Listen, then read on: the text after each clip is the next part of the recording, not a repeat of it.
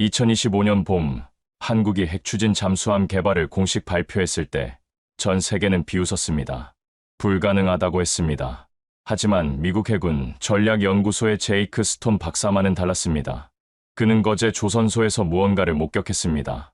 미국보다 2배 빠른 건조 속도, 완전 자동화된 디지털 시스템, 그리고 80% 완성된 설계도. 한국은 이미 준비를 끝낸 상태였습니다. 대체 그곳에서 무엇을 본 걸까요? 1953년 세계 최빈국이었던 나라가 어떻게 70년 만에 핵잠수함을 만들 수 있게 된 걸까요? 그 전에 잠깐 누르는데 1초도 걸리지 않는 좋아요와 구독 버튼을 눌러주시면 영상 제작에 아주 큰 힘이 됩니다. 그럼 오늘의 이야기 시작합니다. 저는 제이크 스톤입니다. 미국 해군전략연구소의 선임 연구원이자 잠수함 전문가로 일하고 있습니다. 워싱턴 DC 펜타곤 인근에 위치한 연구소에서 25년째 세계 각국의 해군력을 분석하는 일을 해왔습니다.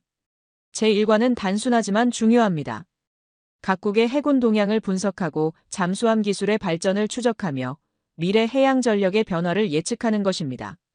특히 핵추진 잠수함 분야에서는 제가 미국 내 최고 전문가 중 한 명이라고 자부합니다. 제 성격은 철저히 데이터 중심입니다. 감정이나 직관보다는 숫자와 팩트로 세상을 판단합니다. 동료들은 저를 냉철하다고 표현하지만 저는 그것이 전문가의 미덕이라고 믿습니다.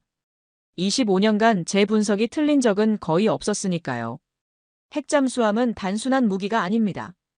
국가의 총체적 역량을 보여주는 상징입니다.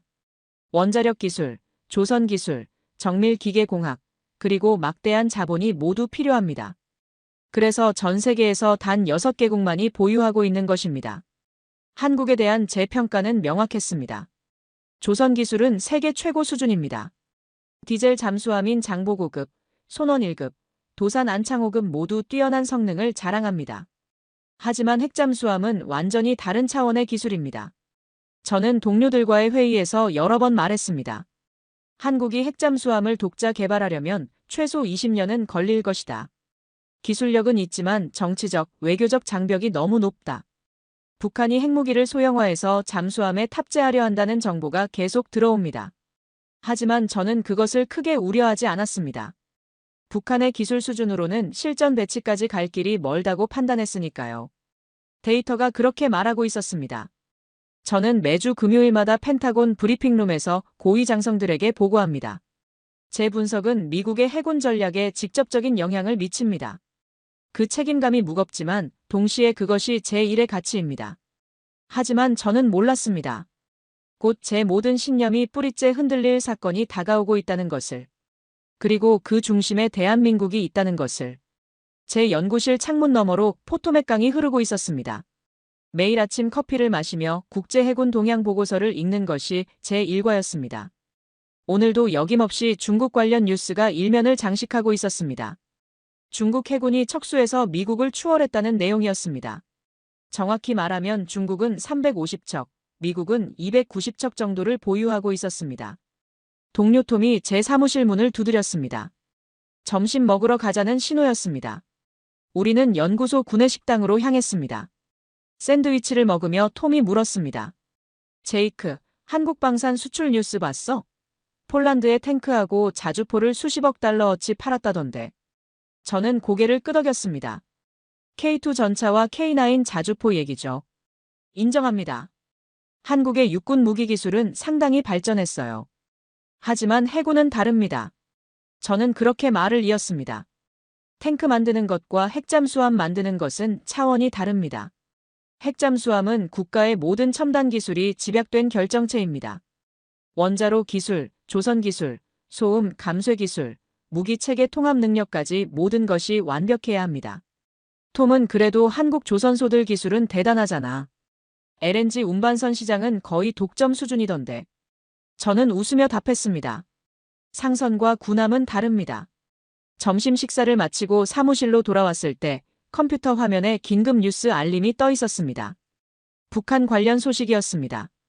김정은이 어느 군수공장을 시찰했다는 내용이었습니다. 저는 자세히 읽어 내려갔습니다.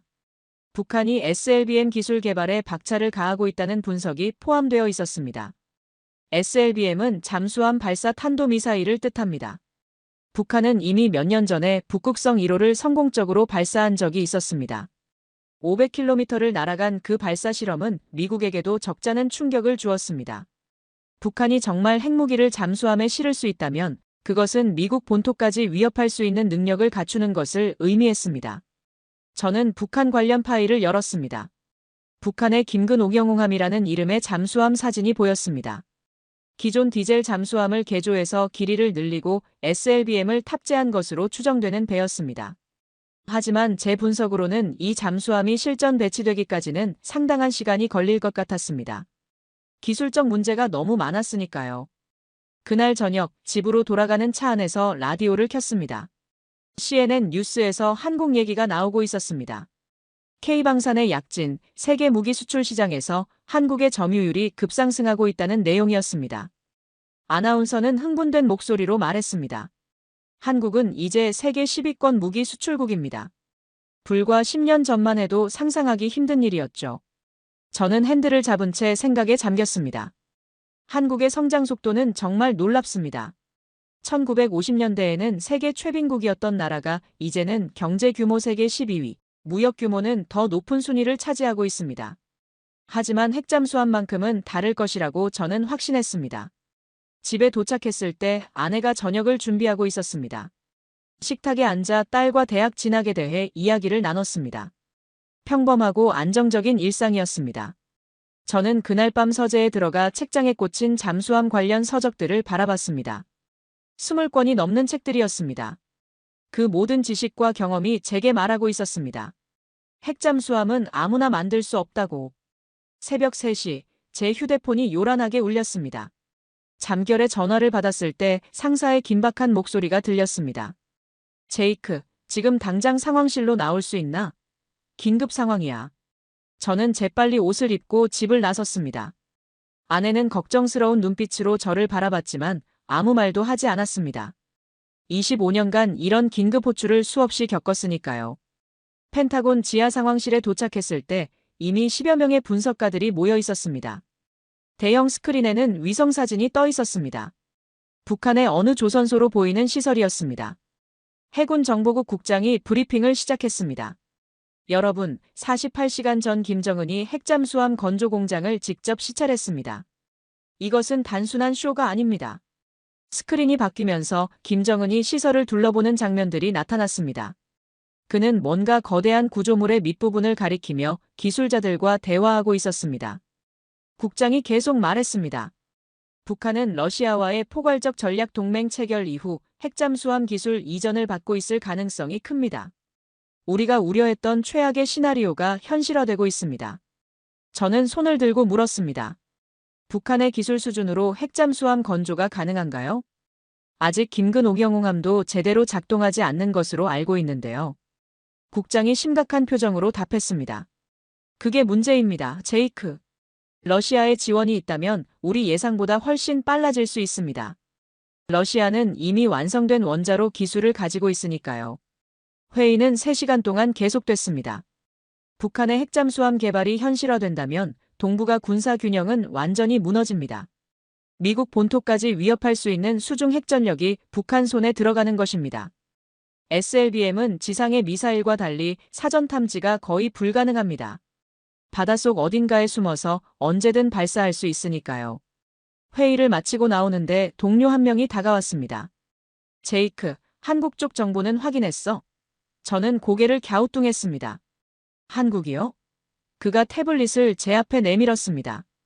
화면에는 한국 언론 기사가 떠 있었습니다. 한국 국회에서 핵추진 잠수함 개발 필요성에 대한 토론이 벌어졌다는 내용이었습니다. 저는 피식 웃었습니다. 한국이 핵잠수함을요? 북한도 제대로 못 만드는데 한국이라고 다를까요? 동료가 말했습니다. 하지만 한국 조선소 기술은 우리도 인정하잖아. 게다가 원전 기술도 가지고 있고. 저는 고개를 저었습니다. 원전 기술과 선박용 원자로는 완전히 다릅니다. 게다가 NPT 문제도 있고요. 한국이 핵잠수함을 만든다면 국제사회의 엄청난 반발을 각오해야 합니다. 그날 오후 저는 제 사무실로 돌아와 한국에 대한 파일을 열었습니다. 장보고급, 손원 1급, 도산 안창호급 잠수함의 재원과 성능이 나열되어 있었습니다. 인정합니다. 한국의 디젤 잠수함 기술은 세계 최고 수준입니다. 특히 도산 안창호급은 3,000톤급으로 독일의 214급을 개량한 것인데 세계에서 가장 조용한 잠수함 중 하나로 평가받고 있었습니다. 하지만 제 분석은 명확했습니다. 디젤 잠수함과 핵잠수함 사이에는 넘을 수 없는 기술적 장벽이 있습니다. 원자로 기술, 방사능 차폐 기술, 무제한 작전 능력을 위한 시스템 통합 기술. 이 모든 것을 갖추려면 최소 15년에서 20년은 걸립니다. 게다가 미국의 승인 없이는 불가능합니다. 핵잠수함 기술은 가장 민감한 군사 기밀이니까요. 저는 보고서를 작성하기 시작했습니다. 제목은 북한 핵잠수함 위협과 대응 방안이었습니다. 결론 부분에 이렇게 썼습니다. 한국의 핵추진 잠수함 개발 움직임은 북한 위협에 대한 정치적 반응으로 보입니다. 하지만 기술적, 외교적 제약을 고려할 때 실현 가능성은 낮습니다. 그날 밤 집으로 돌아가는 길에 제 가슴 한구석이 묘하게 불편했습니다. 뭔가 중요한 것을 놓치고 있는 것 같은 느낌이었습니다. 하지만 저는 그 느낌을 무시했습니다. 데이터가 명확하게 말하고 있었으니까요. 한국의 핵잠수함 개발은 불가능하다고. 그날은 평범한 아침으로 시작됐습니다. 커피를 마시며 뉴스를 확인하는 일상적인 루틴이었습니다. 하지만 CNN 속보가 제 눈을 사로잡았습니다. 한국 정부 핵추진 잠수함 개발 공식 발표. 저는 커피잔을 내려놓고 TV 볼륨을 높였습니다. 한국 국방부 대변인이 브리핑을 하고 있었습니다. 대한민국은 북한의 핵위협과 주변국의 해군력 증강에 대응하기 위해 핵추진 잠수함 개발 프로젝트를 공식적으로 착수합니다. 이는 우리의 자주국방 의지를 보여주는 것입니다. 제 심장이 쿵쾅거리기 시작했습니다. 설마 정말로? 휴대폰이 미친 듯이 울렸습니다. 상사였습니다. 제이크, 뉴스 봤나? 지금 당장 사무실로 나오게. 긴급 회의야.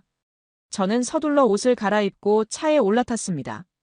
아내가 물었습니다. 무슨 일이에요? 저는 대답할 수 없었습니다. 제 머릿속이 너무 복잡했으니까요. 펜타곤에 도착했을 때 이미 회의실은 고위 관계자들로 가득 차 있었습니다. 국방부 차관보, 해군작전참모차장, 각 연구소 소장들이 모여 있었습니다. 분위기는 무거웠습니다. 대형 스크린에는 한국 뉴스가 실시간으로 중계되고 있었습니다. 차관보가 입을 열었습니다. 여러분, 우리는 중대한 기로에 섰습니다.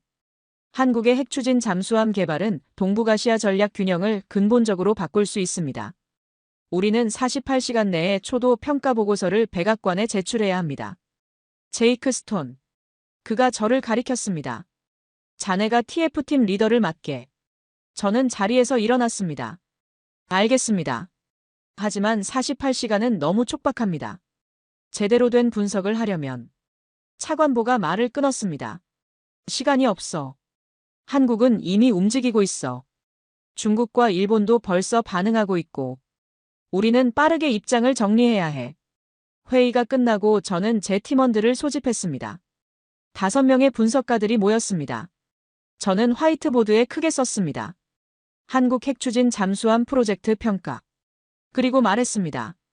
우리는 3가지를 분석해야 합니다. 첫째, 기술적 실현 가능성. 둘째, 소요 기간과 비용. 셋째, 지정학적 영향. 48시간 안에 결과를 내야 합니다. 팀원들의 얼굴에 긴장감이 역력했습니다. 한 명이 손을 들었습니다. 제이크, 한국 조선소에 대한 최신 데이터가 필요합니다. 또 다른 팀원이 말했습니다. 한국의 원자력 기술 수준도 재평가해야 합니다. 저는 고개를 끄덕였습니다. 모든 것을 처음부터 다시 봐야 합니다. 선입견을 버리고. 그날부터 저는 거의 사무실에서 살다시피 했습니다. 한국 조선 3사인 한화오션, 현대중공업, 삼성중공업의 역량을 샅샅이 분석했습니다. 데이터를 보면 볼수록 놀라웠습니다. 한국 조선소들은 완전히 디지털화되어 있었습니다. IoT 기반 실시간 모니터링, 디지털 트윈 시스템, 자동화된 블록 건조 방식. 이것은 제가 알던 조선소가 아니었습니다. 한국의 원자력 기술도 재평가했습니다. 한국은 이미 APR-1400이라는 독자 설계 원전을 개발해 아랍에미리트에 수출까지 했습니다. 원전 운영 경험도 풍부합니다. 고리, 한빛, 한울, 월성 원전을 수십 년간 안정적으로 운영해왔습니다. 이것은 제가 생각했던 것보다 훨씬 높은 수준이었습니다. 밤 11시, 혼자 남은 사무실에서 저는 컴퓨터 화면을 멍하니 바라봤습니다. 데이터가 제게 말하고 있었습니다. 한국은 할 수 있다고. 기술적으로는 가능하다고. 하지만 제 머리는 인정하기를 거부했습니다. 아니야, 뭔가 놓친 게 있을 거야. 동료 톰이 커피를 들고 들어왔습니다. 제이크, 아직도 여기 있어? 좀 쉬어. 저는 고개를 저었습니다. 못 쉬어요. 48시간밖에 없어요. 톰이 제 어깨에 손을 얹었습니다. 자네, 혹시 한국을 과소평가한 건 아닐까? 그 말이 제 가슴을 찔렀습니다. 다음 날 아침, 저는 중간 보고를 위해 차관보실로 갔습니다. 그가 물었습니다. 결론이 뭔가? 저는 조심스럽게 대답했습니다. 기술적으로는 가능합니다. 하지만 정치적 장벽이 높습니다. NPT 문제, 주변국 반발, 미국의 입장 등 고려할 사항이 많습니다. 차관보가 날카롭게 물었습니다. 그래서 한국이 성공할 수 있다는 건가, 없다는 건가? 저는 대답할 수 없었습니다. 25년 경력의 전문가가 명확한 답을 내놓지 못하는 순간이었습니다. 제 모든 신념이 흔들리고 있었습니다. 사무실로 돌아온 저는 팀원들과 긴급회의를 소집했습니다. 화이트보드 앞에 서서 말했습니다. 우리는 한국을 처음부터 다시 평가해야 합니다. 모든 선입견을 버리고 순수하게 데이터만 봅시다. 팀원들이 고개를 끄덕였습니다. 첫 번째 분석 대상은 한국의 조선 역량이었습니다. 자료를 펼쳐놓고 보니 놀라운 사실들이 드러났습니다. 한국은 전 세계 LNG 운반선의 90% 이상을 건조하고 있었습니다. 초대형 유조선 시장도 거의 독점하고 있었습니다. 게다가 쇠빙선, 해양 플랜트, 드릴십 등 고난도 선박 건조에서 세계 1위였습니다. 한 팀원이 보고했습니다. 제이크, 한화오션 거제 조선소를 보세요. 완전 자동화 시스템입니다. 블록 건조 방식으로 건조 기간을 획기적으로 단축했습니다. 미국의 버지니아급 핵잠수함이 건조에 7년에서 10년 걸리는 데 비해 한국은 이론적으로 4년에서 5년이면 가능하다고 분석됩니다. 저는 믿을 수 없다는 표정으로 물었습니다. 4년? 그게 가능한가? 팀원이 화면을 가리켰습니다. 한국은 디지털 트윈 기술을 사용합니다. 실제 건조 전에 가상 공간에서 모든 것을 시뮬레이션하고 최적화합니다. 그래서 시행착오가 거의 없습니다. 용접 로봇, 자동 도장 시스템, 실시간 품질 관리까지 모든 것이 자동화되어 있습니다. 두 번째 분석은 한국의 잠수함 기술이었습니다. 한국은 이미 3세대에 걸쳐 잠수함을 건조해왔습니다. 장보고급 9척, 손원 1급 9척, 그리고 도산 안창호급 3척이 건조 중이었습니다. 특히 도산 안창호급은 3,000톤급으로 세계 최고 수준의 AIP 시스템을 탑재하고 있었습니다. AIP는 공기 불요 추진 시스템입니다. 디젤 잠수함이 물속에서 더 오래 머물 수 있게 해주는 기술입니다. 한국은 독일로부터 이 기술을 도입했지만 이미 독자적으로 개량하고 발전시켰습니다. 한 팀원이 말했습니다. 한국의 리튬이온 배터리 기술도 세계 최고입니다. 삼성 SDI와 LG 에너지 솔루션은 전 세계 배터리 시장을 주도하고 있습니다. 세 번째 분석은 원자력 기술이었습니다. 이 부분에서 저는 더욱 놀랐습니다. 한국은 1970년대부터 원전을 운영해왔습니다. 현재 24기의 원전을 가동 중이며 원전 가동률은 90%가 넘습니다. 이것은 세계 최고 수준입니다. 게다가 APR-1400을 독자 개발해 아랍에미리트에 사기를 수출했습니다. 팀원이 보고를 이어갔습니다.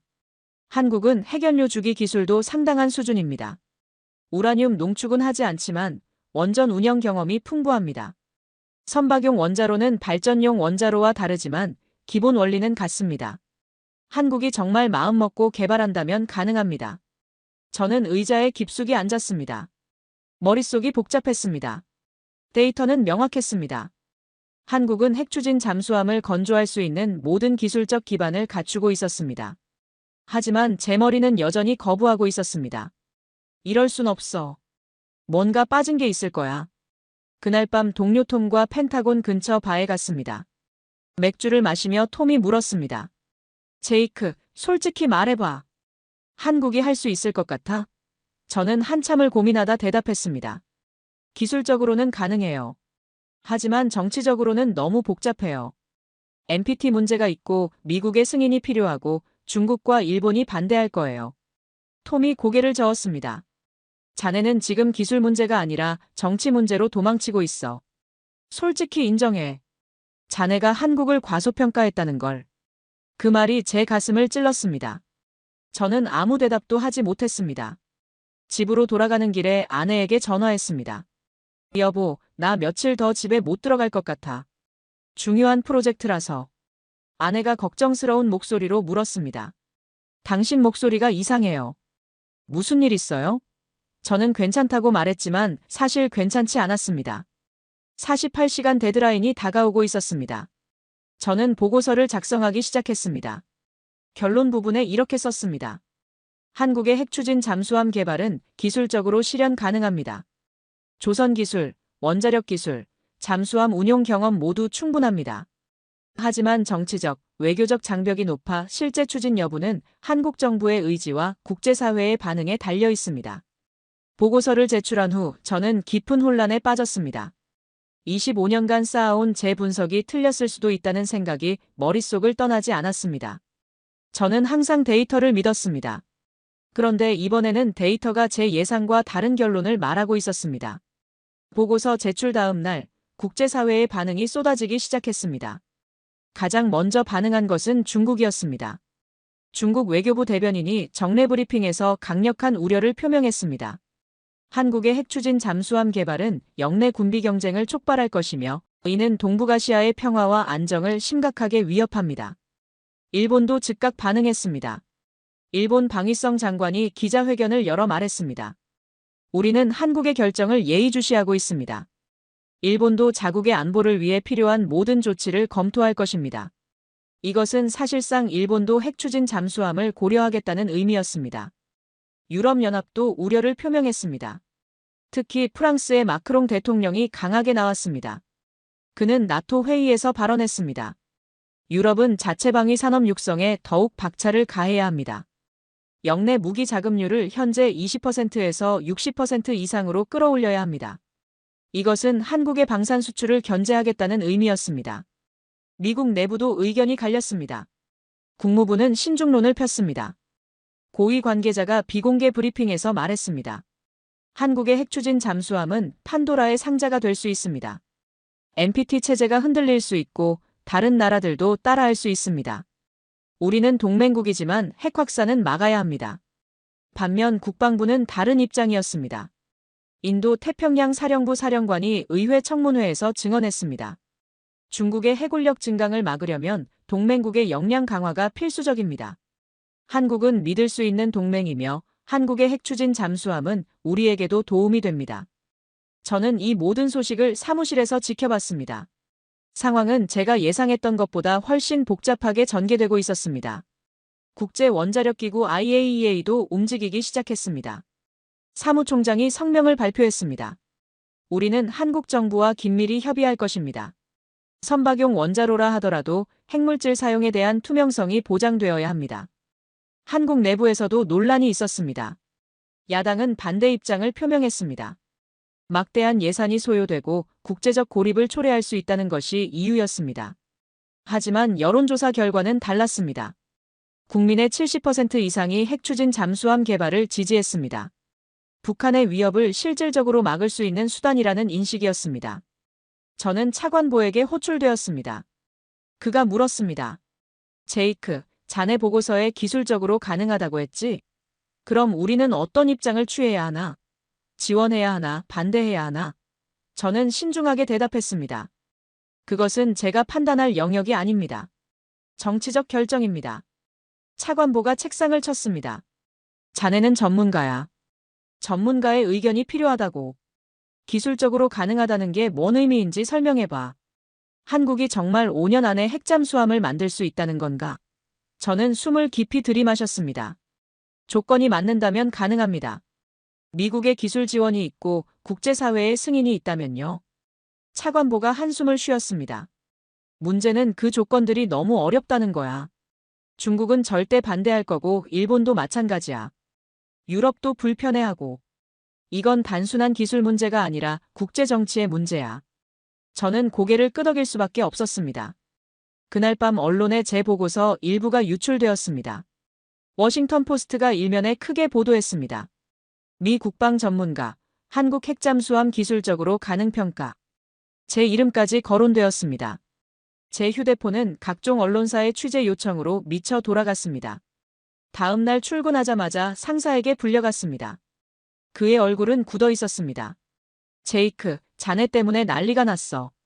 국무부에서 항해 전화가 왔어. 자네가 한국 편을 든다고. 저는 황당했습니다. 저는 사실을 분석했을 뿐입니다. 편을 들 이유가 없습니다. 상사가 말했습니다. 사실이 뭐가 중요해. 지금은 정치적으로 민감한 시기야. 자네는 앞으로 한국 관련 발언을 자제해. 알겠나? 저는 씁쓸했습니다. 25년간 객관적 분석으로 인정받아 왔는데 이제는 입을 다물라는 것이었습니다. 사무실로 돌아와 창밖을 바라봤습니다. 포토맥 강이 유유히 흐르고 있었습니다. 저는 깊은 고민에 빠졌습니다. 제가 정말 올바른 분석을 한 것일까? 아니면 한국을 과대평가한 것일까? 데이터는 명확했지만 제 마음은 여전히 혼란스러웠습니다. 일주일 후 저는 중대한 결심을 했습니다. 직접 한국에 가서 확인하기로 한 것입니다. 보고서를 쓰면서 느낀 것은 제가 한국에 대해 실제로 아는 것이 너무 적다는 사실이었습니다. 모든 것이 자료와 데이터를 통한 간접 경험이었습니다. 상사를 찾아가 말했습니다. 한국 방문이 필요합니다. 현장을 직접 봐야 정확한 평가가 가능합니다. 상사는 난색을 표했습니다. 지금 시기에? 너무 민감해.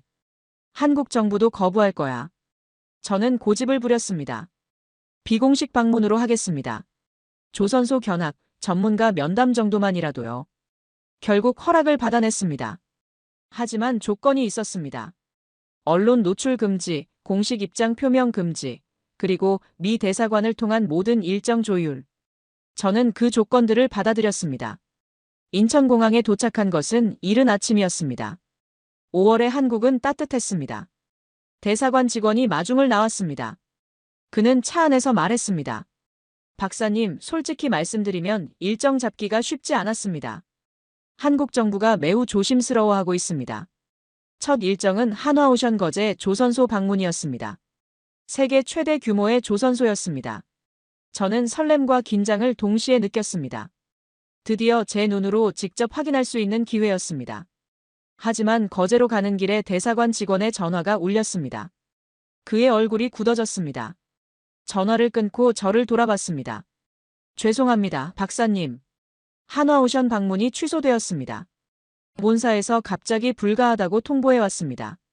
저는 믿을 수 없었습니다. 무슨 이유로요? 그가 고개를 저었습니다. 구체적인 이유는 알려주지 않았습니다. 서울로 돌아와 대사관에서 긴급 회의를 했습니다. 대사가 설명했습니다. 한국 정부가 매우 예민해하고 있습니다.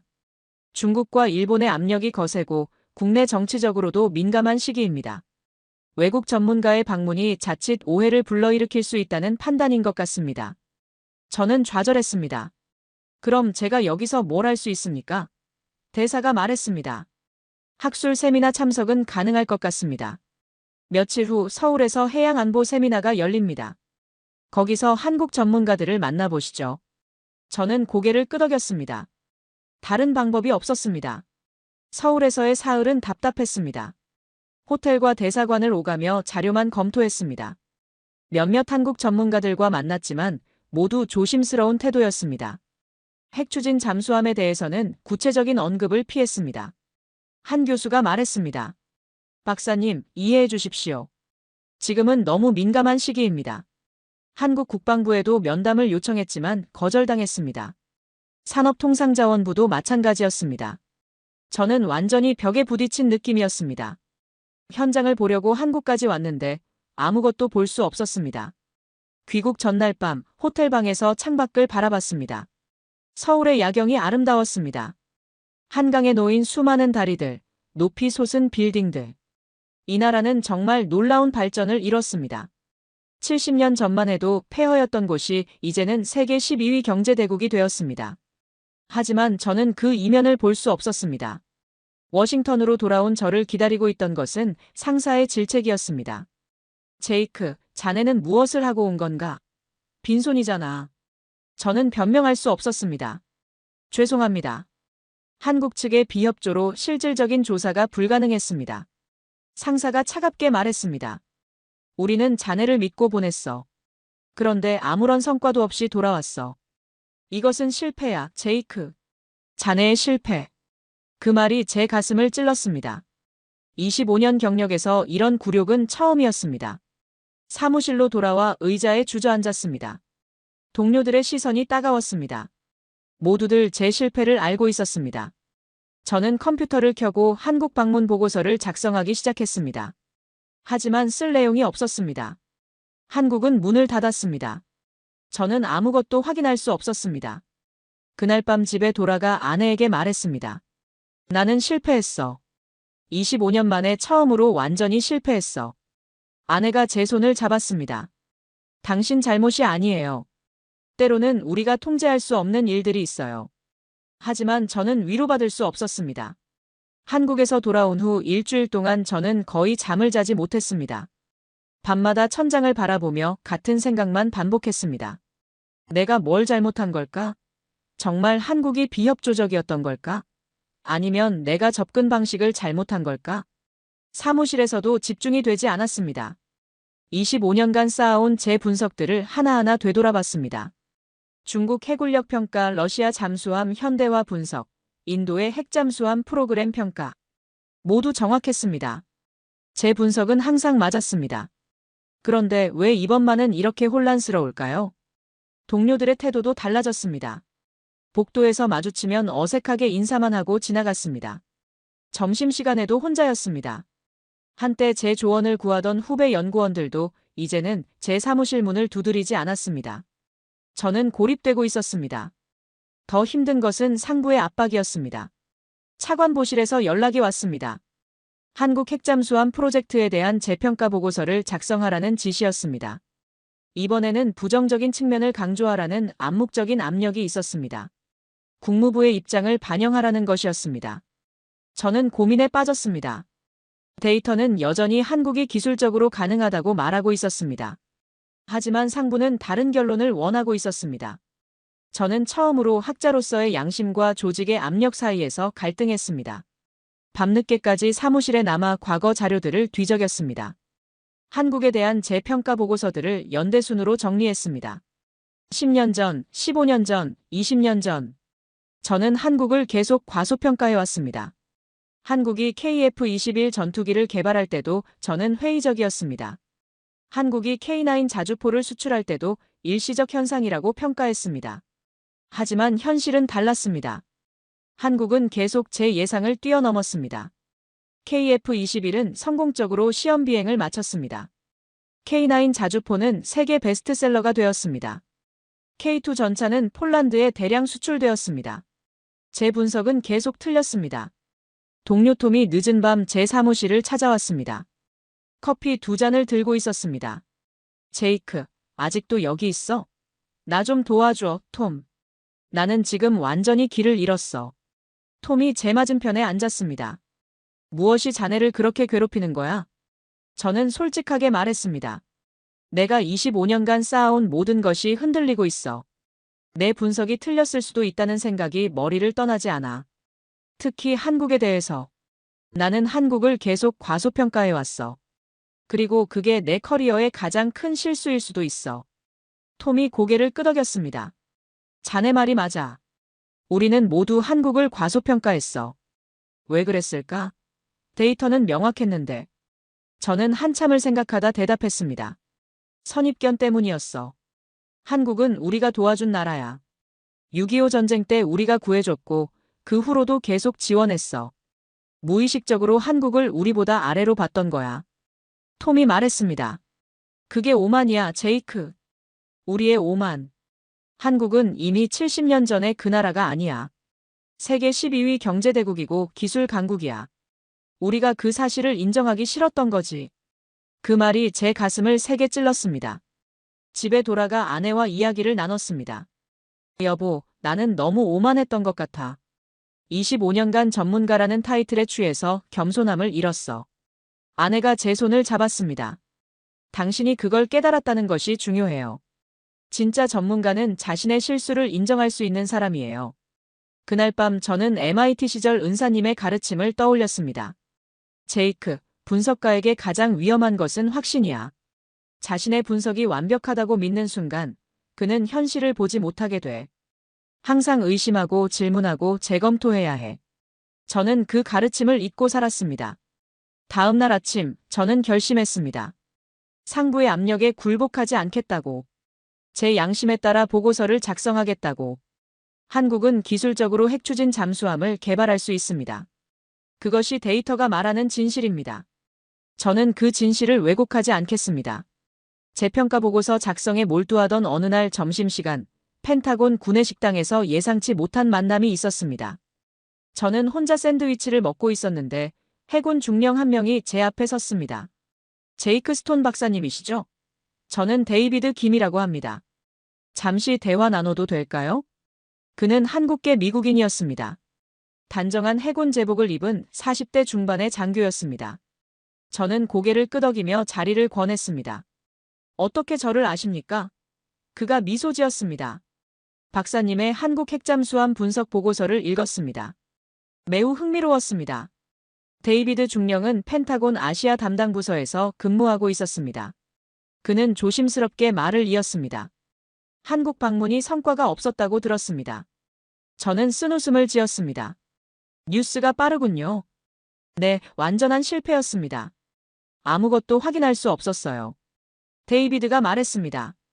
한국을 이해하려면 한국 방식으로 접근해야 합니다. 박사님은 너무 미국식으로 접근하셨어요. 저는 의아했습니다. 무슨 뜻입니까? 그가 설명했습니다. 한국은 신뢰를 먼저 쌓는 문화입니다. 공식적인 루트로 갑자기 들이대면 문을 닫습니다. 먼저 관계를 만들고 신뢰를 쌓고 그 다음에 본론을 꺼내야 합니다. 저는 고개를 끄덕였습니다. 그래서 제가 실패한 거군요. 데이비드가 계속 말했습니다. 한국에는 정이라는 독특한 문화가 있습니다. 사람과 사람 사이의 따뜻한 유대감이죠. 비즈니스도 정으로 시작합니다. 한국인들은 자신을 진심으로 이해하고 존중하는 사람에게만 마음을 엽니다. 저는 흥미가 생겼습니다. 중령님은 한국에 대해 잘 아시는군요. 데이비드의 눈빛이 따뜻해졌습니다. 제 할아버지가 6.25 전쟁 참전 용사이십니다.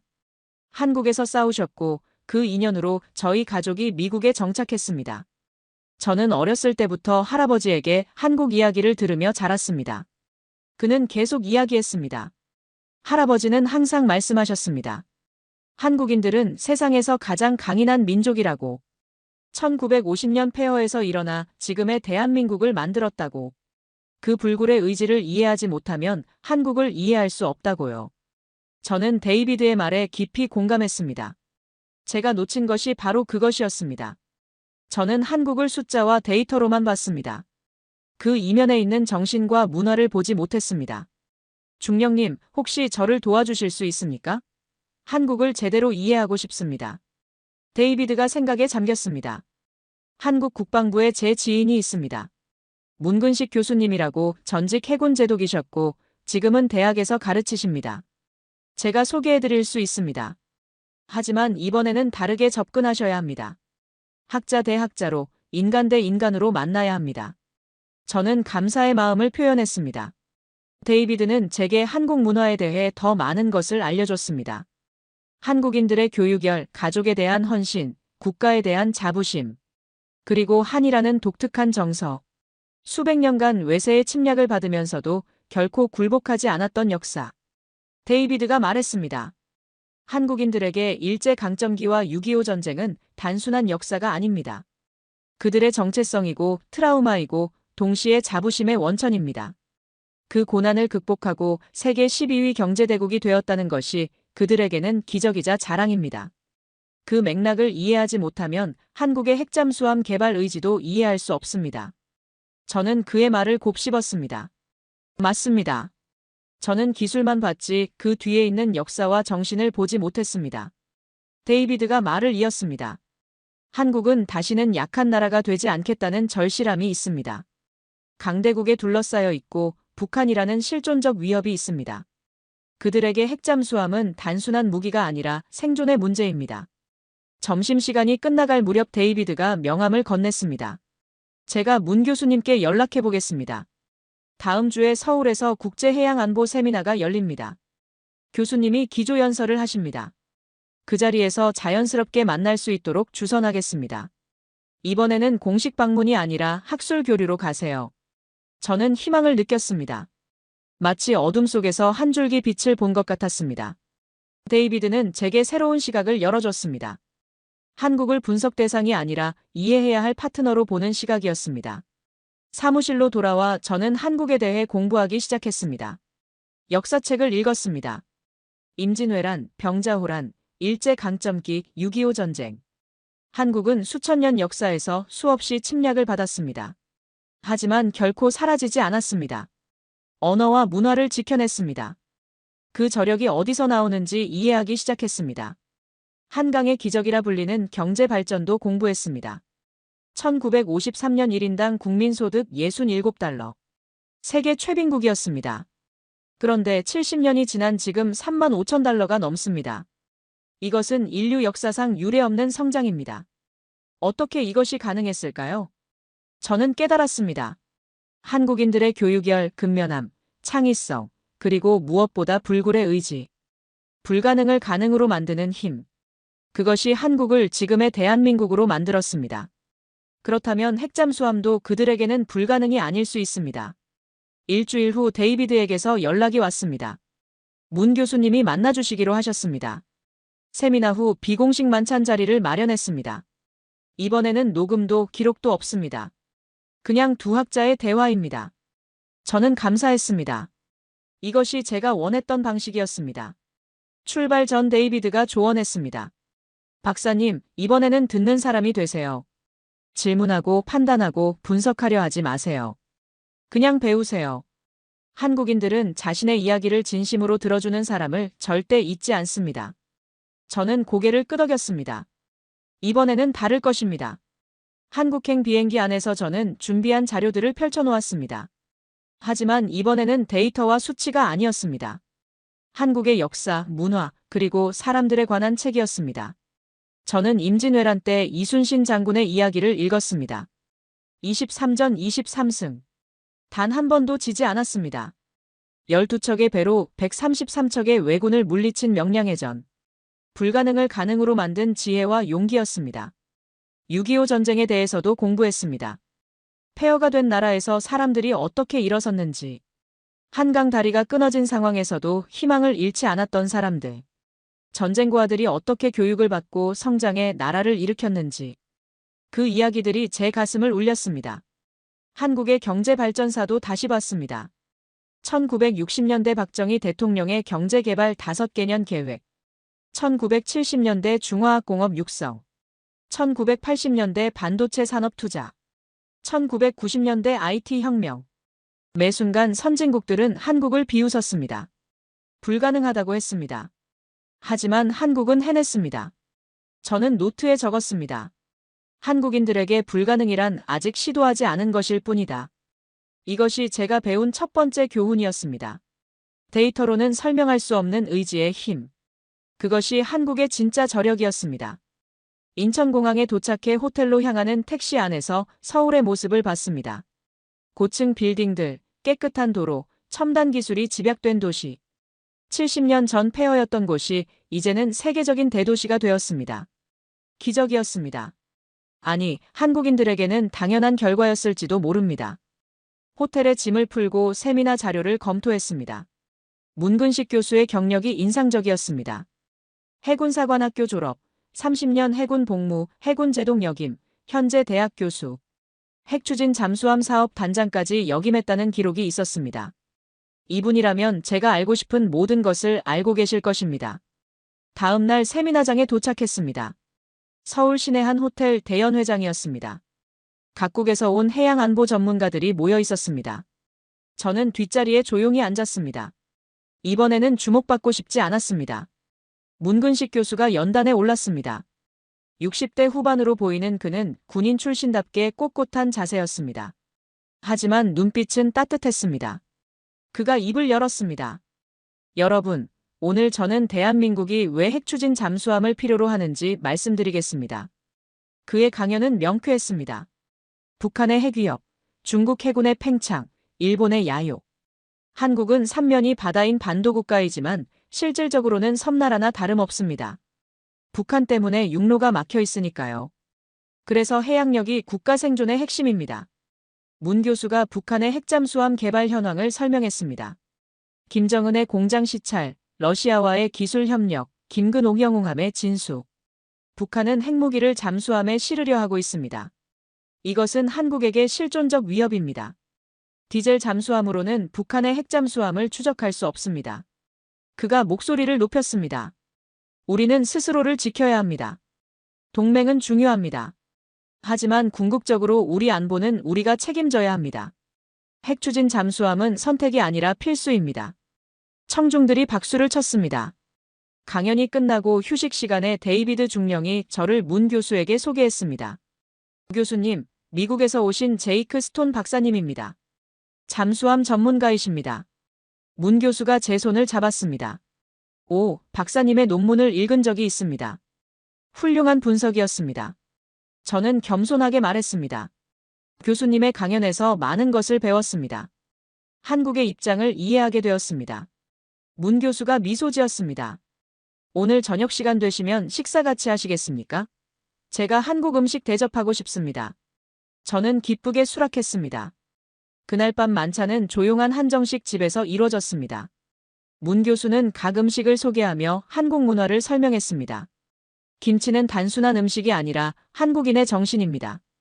추운 겨울을 나기 위한 지혜이자 가족의 사랑이 담긴 음식입니다. 할머니가 손녀에게, 어머니가 딸에게 전해지는 맛입니다. 식사를 하며 우리는 잠수함 이야기를 나눴습니다. 문 교수는 자신의 경험을 들려줬습니다. 30년 전 한국 해군에는 변변한 잠수함이 없었습니다. 미국에서 받은 낡은 배들 뿐이었습니다. 하지만 지금은 세계 최고 수준의 디젤 잠수함을 운용하고 있습니다. 이것이 한국입니다. 저는 조심스럽게 물었습니다. 교수님, 솔직히 여쭙겠습니다. 한국이 정말 핵추진 잠수함을 만들 수 있습니까? 문 교수가 제 눈을 똑바로 바라봤습니다. 박사님, 한국은 1953년에 1인당 국민소득 67달러였습니다. 지금은 3만 5천 달러가 넘습니다. 반도체를 만들고 자동차를 수출하고 원전을 건설합니다.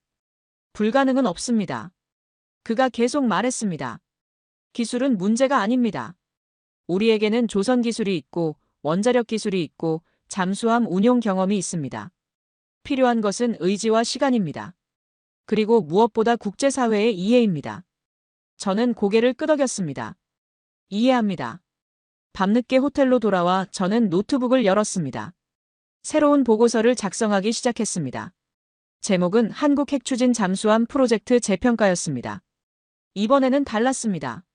숫자와 데이터뿐 아니라 역사와 문화, 그리고 의지를 담았습니다. 세미나 다음 날, 문 교수가 저를 다시 만나자고 연락했습니다.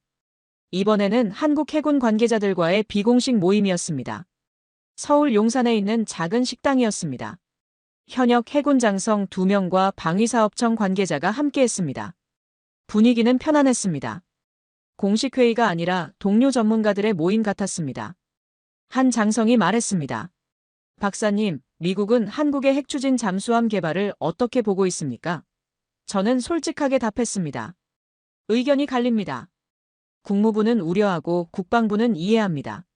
하지만 저는 기술적으로 가능하다고 봅니다. 방위사업청 관계자가 자료를 펼쳤습니다. 한국의 조선기술발전사였습니다. 1970년대 첫 조선소 건설, 1980년대 대형 선박 건조, 1990년대 LNG 운반선 진출, 2000년대 세계 1위 도약. 그리고 지금은 디지털 조선소 시대입니다. 모든 공정이 자동화되고 데이터로 관리됩니다. 그가 계속 설명했습니다. 한화오션 거제 조선소를 예로 들겠습니다. 세계 최대 규모의 건식독이 있습니다. 동시에 여러 척의 대형 선박을 건조할 수 있습니다. 디지털 트윈 기술로 설계 단계에서 모든 문제를 해결합니다. 그래서 실제 건조 시 시행착오가 거의 없습니다. 한 장성이 보충했습니다. 우리 잠수함 기술도 보세요. 장보고 1급은 독일 209급 기술이었습니다. 하지만 손원 1급, 도산 안창호급으로 오면서 독자 기술이 늘었습니다. 특히 도산 안창호급은 3,000톤급으로 세계 최고 수준의 성능입니다. 소음이 매우 낮고 AIP 시스템으로 장시간 자망이 가능합니다. 저는 질문했습니다. 하지만 핵추진 시스템은 완전히 다른 영역 아닙니까? 원자로 기술, 방사능 차폐, 열관리 시스템 모두 새롭게 개발해야 하는데요. 문 교수가 대답했습니다. 맞습니다. 하지만 우리는 원전을 50년 가까이 운영했습니다. APR1400은 우리가 독자 설계한 원자로입니다. 선박용으로 소형화하는 것이 과제이지 원천 기술은 있습니다. 방위사업청 관계자가 덧붙였습니다. 프랑스 바라쿠다급 핵잠수함이 좋은 참고 사례입니다. 전홍축 우라늄을 사용하는 방식입니다. 이것은 NPT 문제를 최소화할 수 있습니다. 우리도 이 방향으로 연구하고 있습니다. 고농축 우라늄은 핵무기 전용 우려가 있지만 전홍축은 평화적 이용입니다. 저는 놀랐습니다. 한국은 이미 구체적인 로드맵을 가지고 있었습니다. 단순한 정치적 선언이 아니었습니다. 기술적 검토가 끝났고 실행 계획이 수립되어 있었습니다. 저는 물었습니다. 예상 건조 기간은 얼마나 됩니까? 장성이 답했습니다. 미국의 승인과 기술 협력이 있다면 5년 정도 예상합니다. 독자 개발이라면 7년에서 8년 걸릴 수 있습니다. 미국 버지니아급이 10년 걸리는 것에 비하면 빠릅니다. 우리의 블록 건조 방식과 디지털 시스템 덕분입니다. 저는 고개를 끄덕였습니다. 데이터가 맞아떨어졌습니다. 제 초기 분석에서 4년에서 5년이라고 했는데 한국 측 예상과 일치했습니다. 저는 더 이상 회의적이지 않았습니다. 한국은 할 수 있습니다. 문 교수가 말했습니다. 박사님, 우리에게 필요한 것은 기술 지원이 아닙니다. 국제사회의 이해와 승인입니다. 특히 미국의 지지가 중요합니다. 한미동맹이 경제동맹을 넘어 기술동맹으로 발전할 수 있습니다. 저는 깊이 공감했습니다. 그날 밤 호텔로 돌아와 저는 상사에게 이메일을 보냈습니다. 한국의 핵추진 잠수함 개발은 현실입니다. 우리는 지원을 고려해야 합니다. 이것은 한미동맹 강화의 기회입니다. 워싱턴으로 돌아온 다음 날, 제 세계가 무너졌습니다. 워싱턴 포스트 일면에 제 이름이 나왔습니다. 미 국방 전문가 제이크 스톤, 한국 핵잠수함 지원위에 비밀 접촉. 기사는 제가 한국군 관계자들과 비공식 만남을 가졌다고 보도했습니다. 누군가 우리 모임을 촬영했고 언론에 제보한 것입니다. 상사의 전화가 빗발쳤습니다. 제이크, 지금 당장 사무실로 나와. 큰일 났어. 저는 서둘러 펜타곤으로 향했습니다. 복도를 지날 때 동료들의 시선이 따가웠습니다. 모두들 신문을 읽었을 것입니다. 차관보실에 들어서자 냉랭한 분위기가 저를 맞았습니다. 차관보가 신문을 책상에 던졌습니다. 이게 뭔가, 제이크? 자네가 무슨 권한으로 한국 군부와 접촉한 건가? 저는 변명했습니다. 비공식 학술 교류였습니다. 아무런 약속도 하지 않았습니다. 차관보가 소리쳤습니다. 학술 교류. 신문에는 자네가 한국 핵잠수함을 지지한다고 나와 있어. 중국 대사관에서 항해 전화가 왔어. 일본 방위성도 마찬가지야. 자네가 동북아시아 군비 경쟁을 부추긴다고 난리야. 국무부 고위 관계자도 회의에 참석했습니다. 그가 차갑게 말했습니다. 스톤 박사, 국무부는 한국의 핵추진 잠수함 개발에 신중한 입장입니다. NPT 체제 유지가 우선입니다. 자네의 개인적 견해가 미국 정부의 공식 입장으로 오해받고 있어. 이것은 심각한 문제야. 저는 항변했습니다. 저는 기술적 평가만 했습니다. 정치적 판단은 여러분의 몫입니다. 하지만 차관보가 말을 끊었습니다. 자네는 이제부터 한국 관련 모든 업무에서 배제돼. 보고서 작성도 금지야. 자네의 객관성에 의문이 제기됐어. 회의가 끝나고 복도로 나왔을 때 동료 톰이 기다리고 있었습니다. 제이크, 괜찮아? 저는 고개를 저었습니다. 아니, 전혀 괜찮지 않아. 내 커리어가 끝날지도 몰라. 톰이 제 어깨를 두드렸습니다. 자네는 옳은 일을 했어.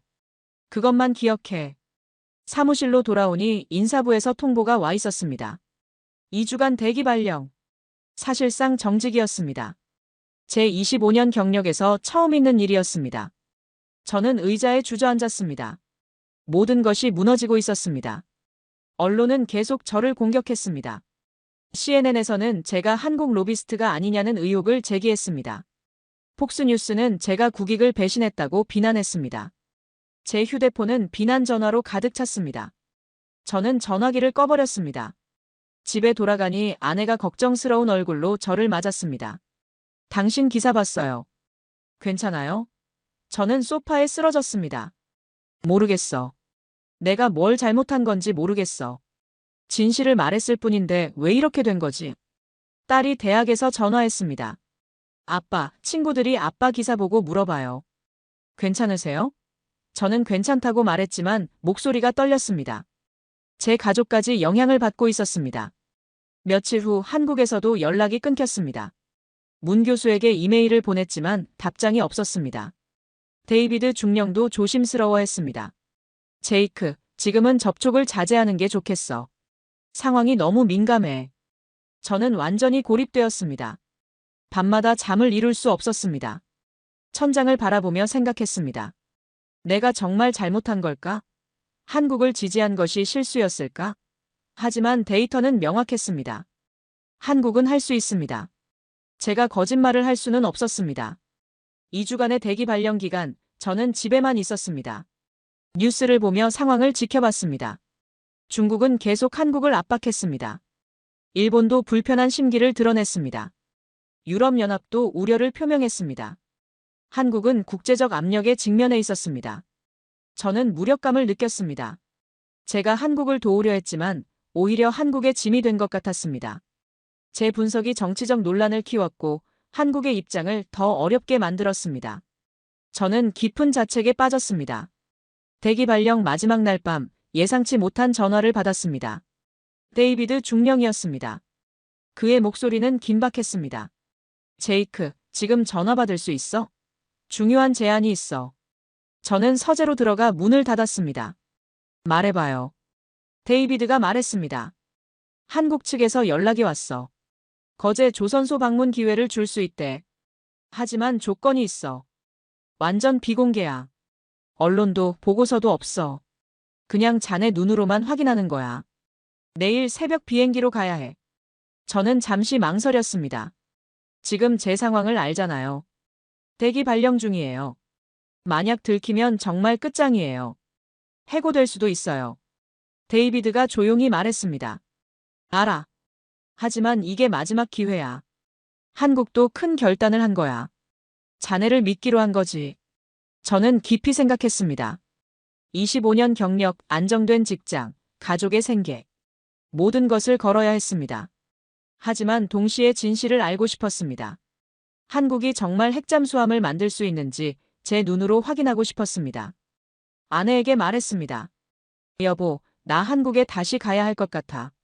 아내가 놀란 표정으로 물었습니다. 지금요? 대기 발령 중인데요? 저는 고개를 끄덕였습니다. 이게 마지막 기회야. 진실을 확인해야 해. 아내가 제 손을 잡았습니다. 당신이 옳다고 생각하는 일을 하세요. 저는 당신을 믿어요. 다음 날 새벽, 저는 인천행 비행기에 올랐습니다. 누구에게도 말하지 않았습니다. 상사에게도 동료에게도. 이것은 제 개인적 결단이었습니다. 만약 들키면 해고는 물론 법적 문제까지 생길 수 있었습니다. 하지만 저는 가야만 했습니다. 인천공항에서 한국 측 담당자가 저를 맞았습니다.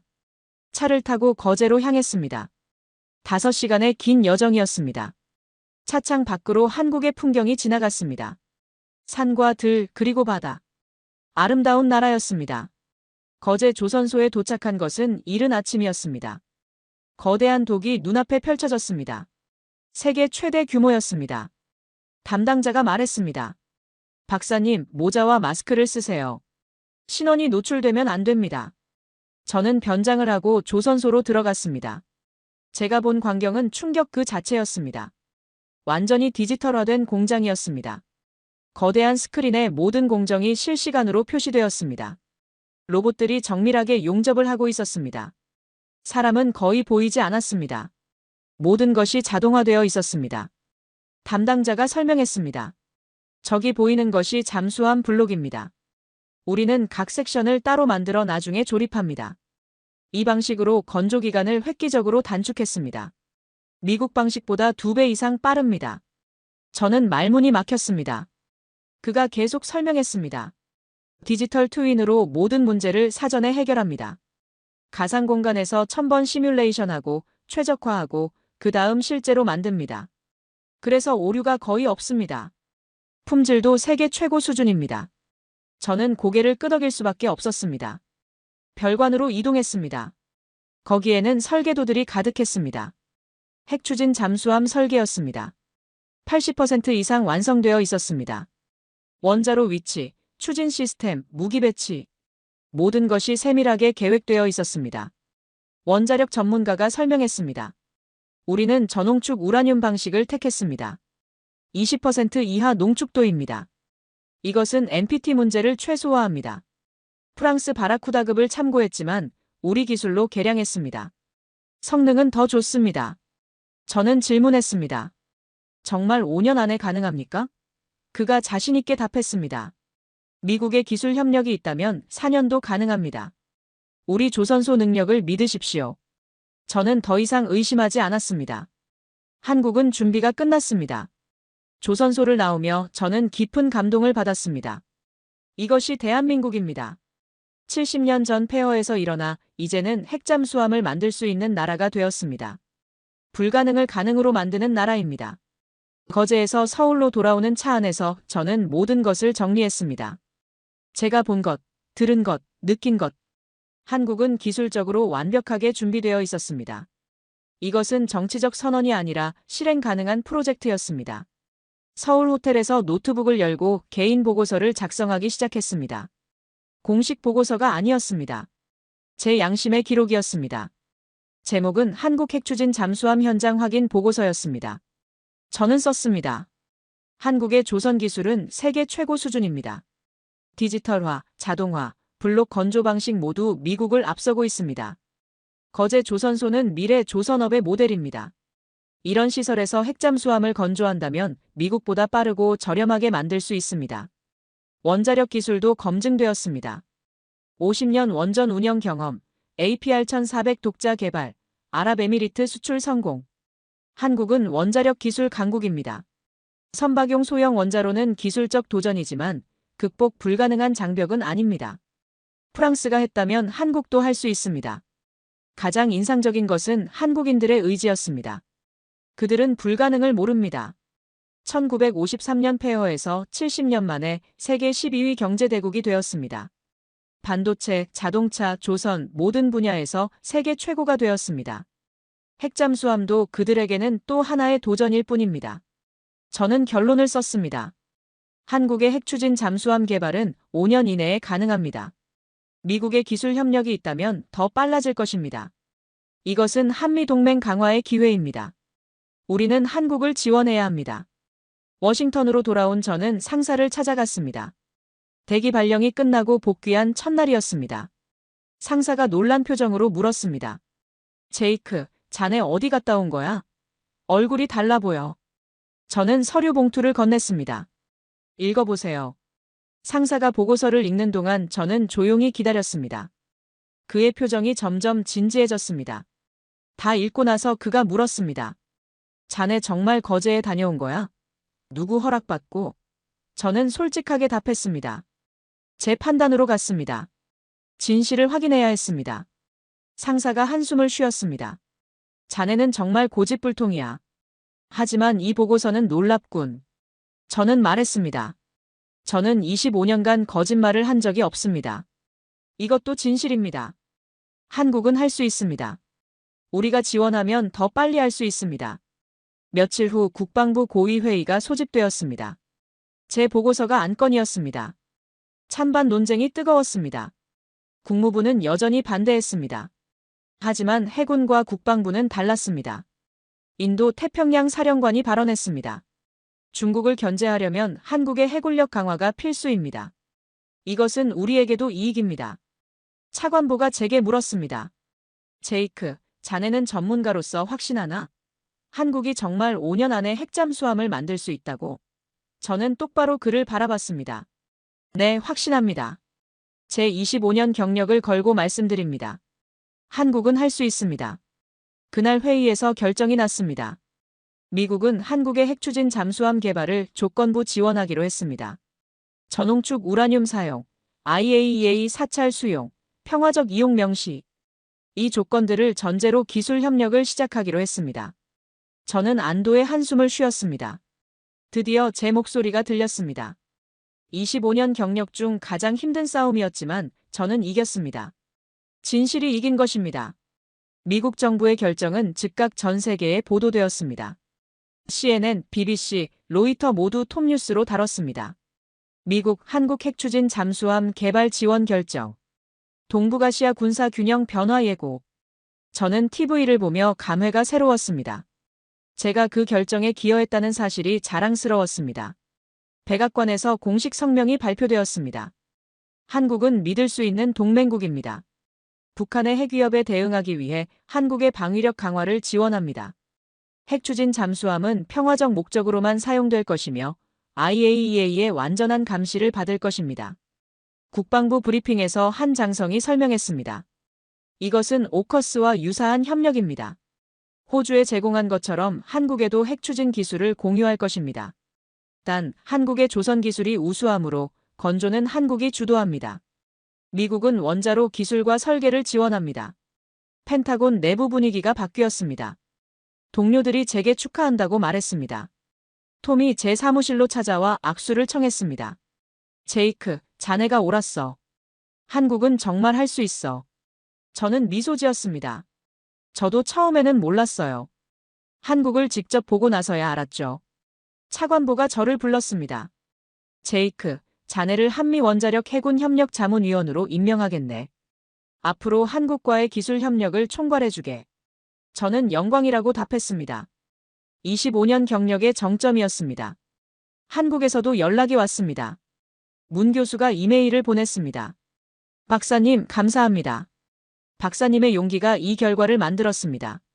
한국 국민을 대표해서 감사드립니다. 저는 감동했습니다. 제가 한 일이 의미 있었다는 것을 확인했습니다. 한국 언론도 저를 보도하기 시작했습니다. 한국을 믿어준 미국 전문가 제이크 스톤. 그는 커리어를 걸고 진실을 말했다. 한국 네티즌들은 제게 감사 메시지를 보냈습니다. 제 이메일은 한국어로 된 감사 편지로 가득 찼습니다. 국제사회 반응은 엇갈렸습니다. 중국은 즉각 반발했습니다. 중국 외교부 대변인이 성명을 발표했습니다. 미국의 결정은 영내 군비 경쟁을 촉발할 것이며 중국은 필요한 조치를 취할 것입니다. 하지만 실질적으로 막을 방법은 없었습니다. 일본도 복잡한 반응을 보였습니다. 일본 방위성은 우려를 표명했지만 동시에 자국의 방위력 강화를 검토하겠다고 밝혔습니다. 일본도 핵추진 잠수함을 고려할 것이라는 신호였습니다. 동북아시아의 군사 균형이 재편되고 있었습니다. 유럽연합은 조심스러운 환영 입장을 보였습니다.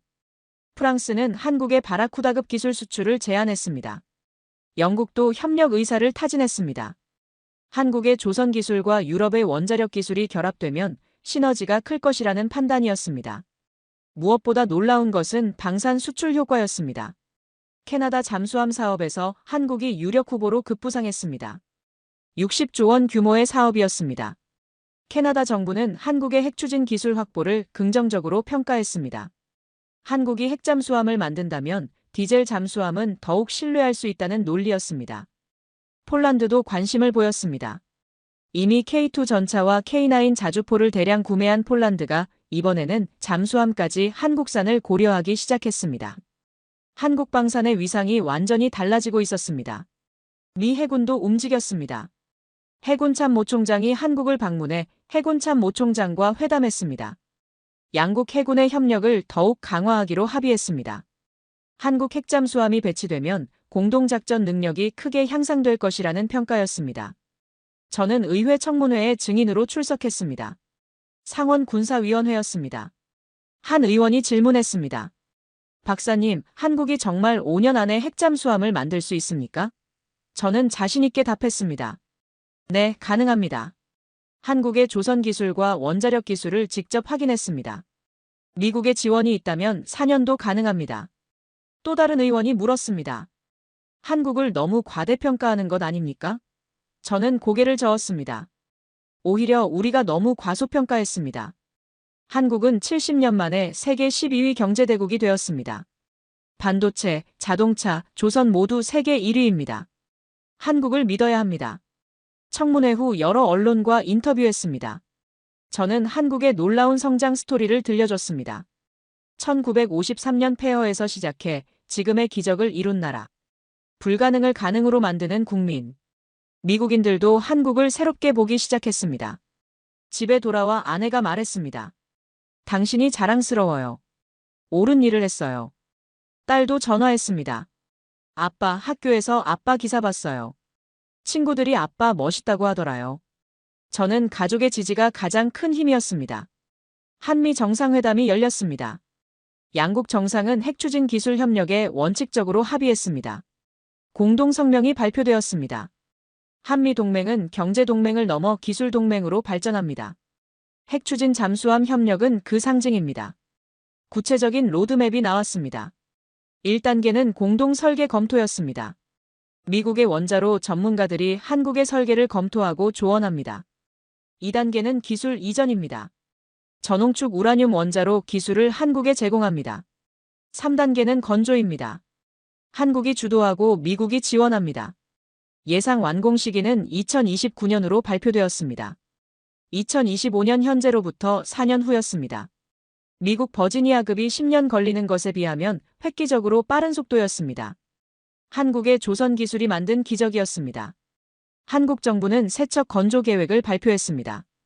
1번함은 2029년, 2번함은 2031년, 3번함은 2033년 완공 목표였습니다. 총 사업비는 10조 원으로 추정되었습니다. 미국 핵잠수함의 3분의 1 가격이었습니다.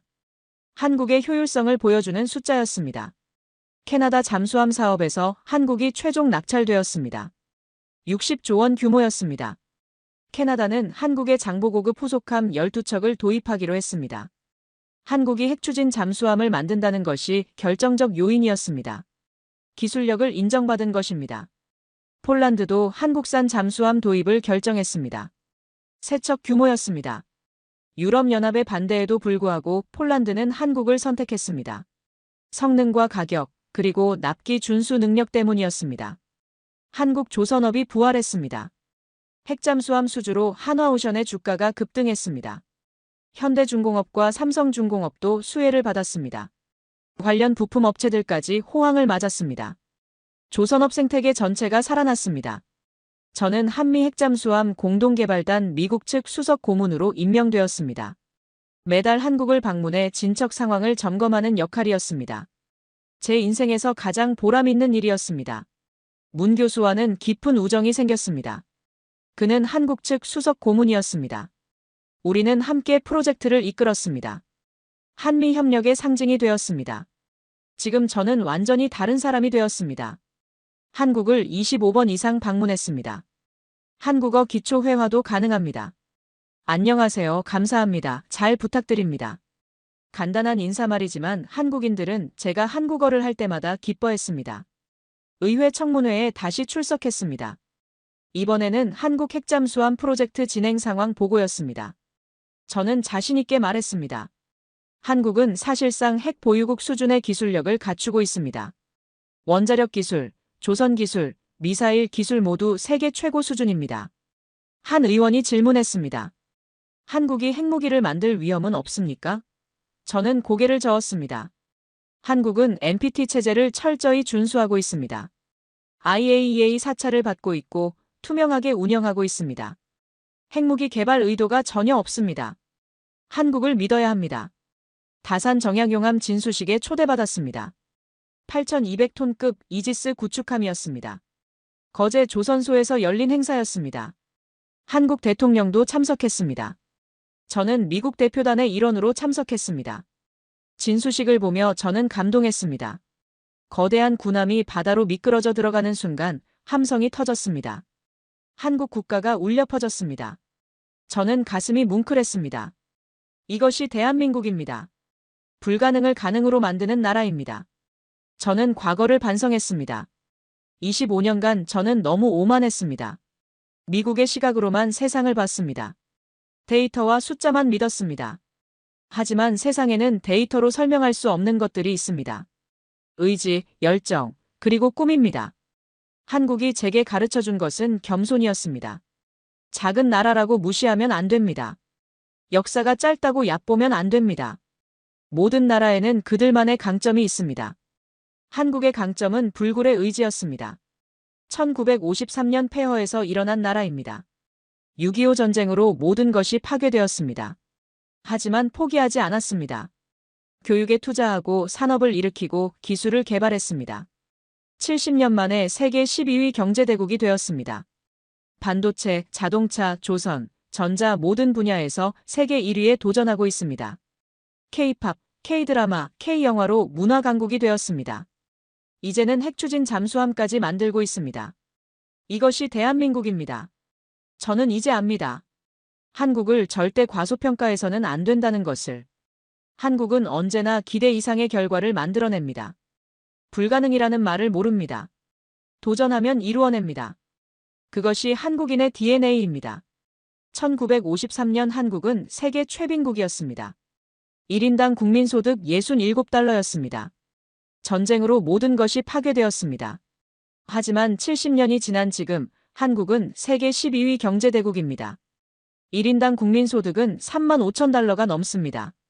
반도체 분야에서는 세계 1위입니다. 조선업도 세계 1위입니다. 자동차, 전자, 철강 모든 분야에서 세계 최고 수준입니다. K-팝과 K-드라마는 전 세계를 열광시키고 있습니다. 이것이 어떻게 가능했을까요? 한국인들의 교육열입니다. 자녀 교육을 위해서라면 무엇이든 합니다. 근면성입니다. 세계에서 가장 열심히 일하는 국민입니다. 창의성입니다. 빠르게 배우고 개선하고 혁신합니다. 그리고 무엇보다 불굴의 의지입니다. 한국인들에게 불가능이란 아직 시도하지 않은 것일 뿐입니다. 선진국들이 불가능하다고 할 때 한국은 도전합니다. 실패해도 다시 일어섭니다. 100번 넘어져도 101번 일어섭니다. 그렇게 기적을 만들어냅니다. 핵추진 잠수함도 마찬가지입니다. 전 세계가 한국은 못 만든다고 했습니다. 저도 그렇게 생각했습니다. 하지만 한국은 해냈습니다. 아니, 해내고 있습니다. 2029년이면 첫 번째 핵잠수함이 진수될 것입니다. 이것은 단순한 무기가 아닙니다. 한국의 자주국방 의지입니다. 더 이상 약소국이 아니라는 선언입니다. 스스로를 지킬 수 있다는 자신감입니다. 한국은 이제 진정한 선진국이 되었습니다. 저는 이제 압니다. 한국을 절대 과소평가해서는 안 된다는 것을. 한국은 언제나 불가능을 가능으로 만들어냅니다. 데이터로는 설명할 수 없는 저력이 있습니다. 그것이 한국입니다. 여러분, 이 이야기가 감동적이었다면 좋아요와 구독 부탁드립니다. 댓글로 여러분의 생각을 들려주세요. 여러분도 한국처럼 불가능을 도전해보는 건 어떨까요? 긴 시간 시청해주셔서 감사합니다.